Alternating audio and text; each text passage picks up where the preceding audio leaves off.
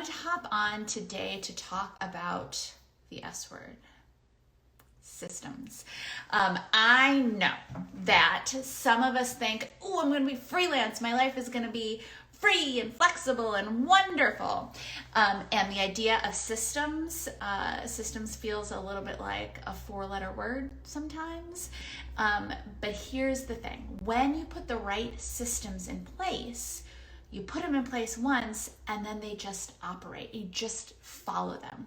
Systems, sometimes even constraints, are what lead to freedom and what lead to success and what lead to predictable results. So the system I want to talk about today is your electronic calendar. My friends, your calendar, and I say electronic, whether you want Google Calendar, whether you want iCal, whether you want something else, it can't be a paper calendar, and we'll get into why that is in just a second. But your calendar should be your very best friend. You need to schedule out, if not everything, schedule out your most important activities. So, for example, if you are in the major pitching phase for your business, then schedule out time each day in the time when you are most energetic and most creative and freshest. For me, that's the morning. I know for some people it is actually the afternoon or the evening. But schedule on your calendar time to get that pitching done. If you are not always consistent about sending out your invoices to clients, put time on your calendar every week to send out your invoices, to check what's outstanding, check what you need to send invoices for, or maybe twice a week, maybe do Tuesday, Thursday morning, something like that, but put it on your calendar. And the great thing is with these electronic calendars, you can schedule it for half hour Tuesday morning, 10:30 to 11:30, whatever your choice is, and then choose for it to repeat every single week. You want to be sure to schedule the most important things. And if you need to, schedule up blocks of time to do the work for your clients. This might sound obvious, but I'm going to say it anyway. Put your client calls on your calendar as well. It can be so easy when you're on a Zoom meeting or when you're emailing back and forth. It can be so easy to be like, oh, yes, great. I'll talk to you at 4:00 next Thursday. Put it down on a Post-it note. Post-it notes are such a mistake. I should show you my desk right now. Don't buy Post-it notes. This is a little bonus tip. Don't buy Post-it notes because you write it down, you feel like you're doing something, you stick it somewhere and it disappears. Post-it notes are chaotic. Don't buy Post-it notes. Anyway, you're on a call with a client. You say, great, we'll have a call next Thursday at 4:00. You write it on your Post-it note maybe, or you put it down in your book. And because it's written somewhere, your brain forgets about it. So 4:00 next Thursday comes around and you're not on that call, which is probably one of the best ways to antagonize your clients and make them think that you are not a professional. So don't think that if you, what's the book? Getting Things Done, I think.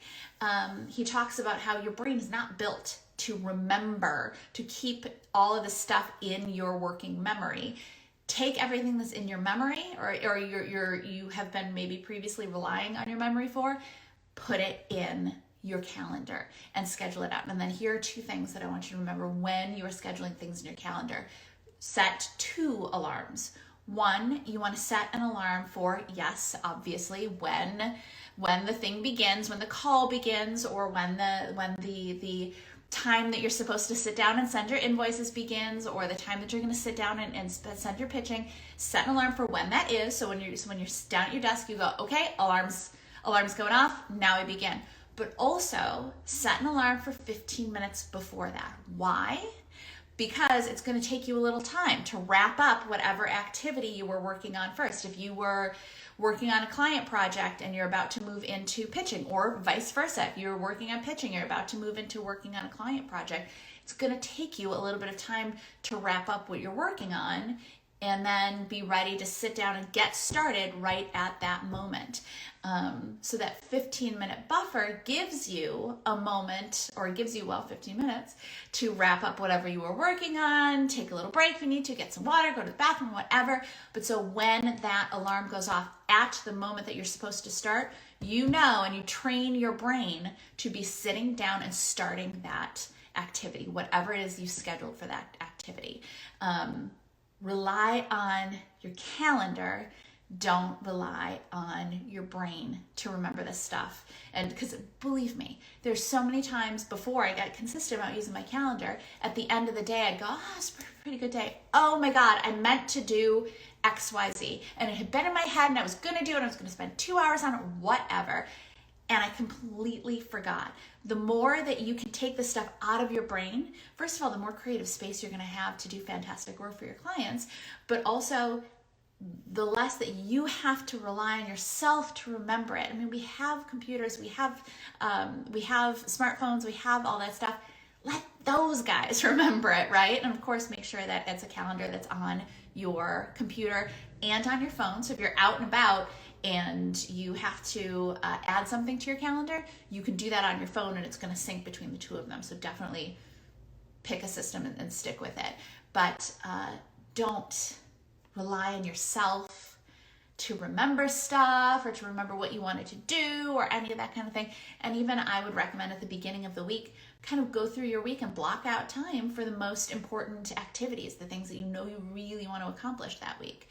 And whenever possible, like I was saying earlier, if you can schedule consistent time to do things, you know, I'm going to send out my pitches 10 to 11 every morning, Monday through Friday, for example, or 10 to 11, Monday, Wednesday, Friday, whatever. And then schedule it so that it automatically shows up on your calendar. And what that means then too, is that it doesn't get overridden with doctor's appointments or any of that other stuff. Or if you have a doctor's appointment you have to do during that time, you see it on your calendar and you go, oh, okay, I have a doctor's appointment. I'm not going to cancel this hour of pitching. I'm going to move it to another spot. And so it still gets done. So friends, don't rely on your memory. Be a professional and treat your business like a business, and create a system for using your digital calendars. Believe me, it will save you so many headaches. Your digital calendar should be your best friend.